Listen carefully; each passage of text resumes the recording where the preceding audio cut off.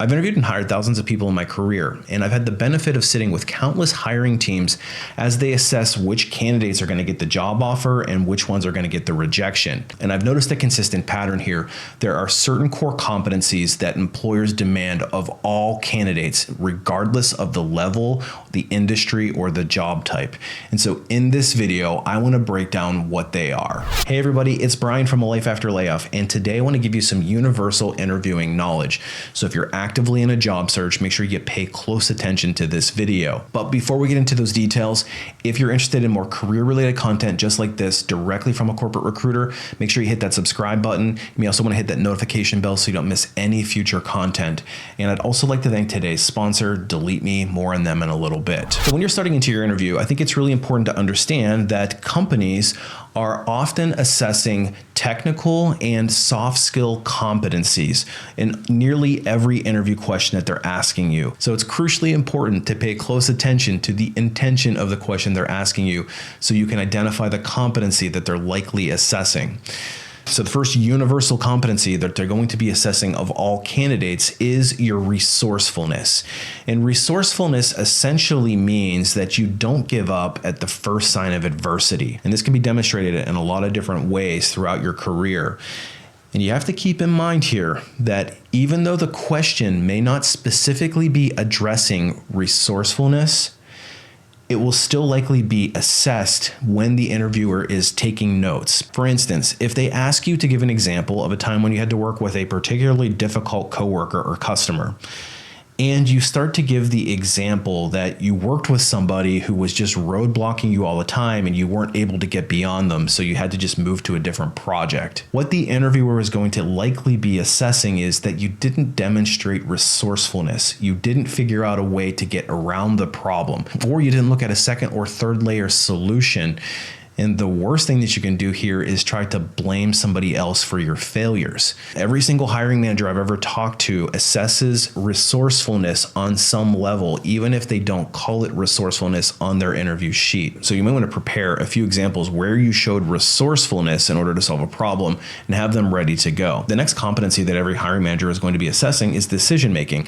Now, oftentimes they're going to ask you decision making questions in the interview, which are pretty literal. Give me an example of a time where you had to make this decision versus that decision and how'd you go about doing it. And what they're looking for is your thought process about why did you choose this option over that option. And they want to hear a very clear logic in your decision-making process. But another and more sneaky way that they'll look at your decision-making is by looking at your employment history. They may walk through your resume line by line, asking you to justify why you left this position or took this job or only stayed in this role for a certain period of time. Frankly, it can feel pretty invasive, but it can also put you into a very defensive posture if you're somebody that does have a lot of short-term stints on your resume. But what they're assessing is your decision-making process. Do you have good reasons for leaving certain jobs or taking other jobs? And does it make sense long-term in your career? And oftentimes, and especially for more senior roles, they are looking for people who have steady progression in an organization or in a career. So if your career kind of looks like this, you likely are going to have some questions on decision making in your career, right, wrong, or indifferent. So just be aware that that's likely going to be the case if they're asking you to justify certain things on your resume. The next thing every hiring manager is going to be assessing is whether or not you have modern skills for the job itself. So obviously you want to make sure that you're staying current on what's going on in the industry. Pay close attention to those job postings because they're going to give you very strong clues to what's likely to be assessed in an interview. So if you walk into the interview without being prepared with those skills, or maybe you embellished something on your resume that got your foot in the door, you might find yourself relatively exposed, especially when you're sitting down with the technical experts. So make sure that you are very up to speed and current on what's going on in the market, and most importantly, what's on their job description so that you can demonstrate those skills with a degree of competency when you're sitting in the interview. And listen, there's nothing more humbling and awkward than being exposed in an interview for skills that you claim to have, but you actually couldn't demonstrate. And if you're watching this, you're probably applying to a lot of different jobs, so that's a great time for me to introduce today's sponsor, Delete Me. So when you're applying to all these different positions, these companies are actually taking your data and potentially reselling it inadvertently when they're conducting your background checks and your screens. And so oftentimes these background check companies will take that information and then make it available for resale to data brokers and other nefarious entities. And obviously we share a lot of personal information in the application when we're going through an interview process. And we don't want that information falling into the wrong hands. And ideally, you want to be able to scrub it. The first problem is you have to find where this information is even showing up. Then you have to manually go in and request to remove it. And if your information is showing up on thousands of directories, it can be very cumbersome. But fortunately, Delete Me has a really good solution. They'll do the heavy lifting on your behalf by scouring the internet looking for instances where your personal information is showing up on data reselling sites. And not only will they find it, but they'll also start to take active steps to scrub it for you. Now, the system runs behind the scenes, always looking for instances where your information is popping up. It's a little bit like whack-a-mole. And every so often you get emailed a report showing where your information is showing up, where they're finding it, and then also what activities they're taking to remove it for you. And getting started is really easy. You just fill out a quick questionnaire, letting them know what it is that they're looking for, and then they will get to work trying to find these instances and removing them for you. And if you'd like to try it yourself, they've been gracious enough to offer a 20% off discount if you use the code layoff at checkout. I'll leave a link in the comments below, so make sure you check them out. The next universal competency that employers look for in every candidate, regardless of the role, is going to be timeliness. And this is probably pretty self-explanatory, but you don't want to show up late to your interview, and you want to make sure that you're prepared in addition to it. And if you're somebody who likes to cut it close and not give yourself any wiggle room, that's often an indicator to the employer that you're not that prepared, and they're going to use that against you in an interview. Unfortunately, interviewing is the one time where there's probably a double standard. An interviewer probably will show up late, but if you do it yourself as the candidate, it's really frowned upon. Frustrating, I know, but that's just the way it is. So make sure that you are very mindful of the route that you're going to take, what traffic looks like typically on a day just like it. Make sure you know where you're parking, make sure you know how long the walk is from the parking lot to the building, and make sure that you get checked in nice and early. I would give myself at least an extra 20, maybe even 30 minutes for an on-site to make sure that you're on there. If it's a virtual call, I would make sure I download any software that's needed beforehand, test it out, make sure that your connections are all working. You don't want to be scrambling at the very last minute because you couldn't get some browser to load. So take the time to prepare, because it's absolutely a competency that they're going to be assessing you on, even when they say everything is cool, don't worry about it. But even beyond tardiness in an interview, they're also looking at, are you able to turn in assignments on time? Are you able to commit to things and get it done when you say you're going to get it done? So think in terms of when you're delivering your interview answers about projects and how you delivered them.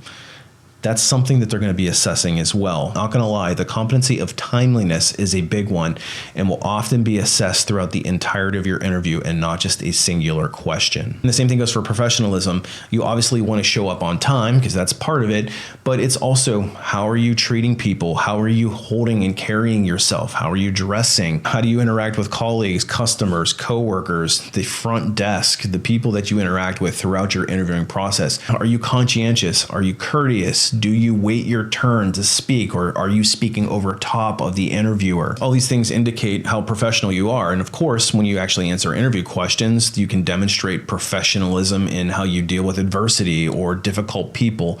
So this is another competency that's kind of universal that gets assessed throughout the interview and not just a singular question. Professionalism is something that is surely addressed on interview guides and in debrief meetings at the end of the interview.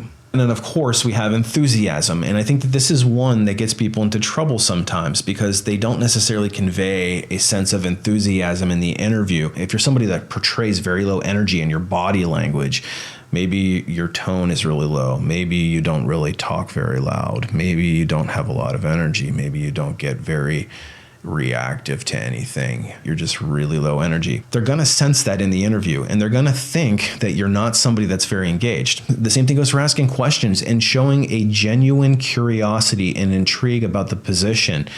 show the excitement that you're actually happy to be in the interview, because if you're somebody that's fooling yourself, you're only taking the job because you need a job, it's likely going to be hard to convince them that you're truly energetic, that you're truly engaged, and that you truly show enthusiasm.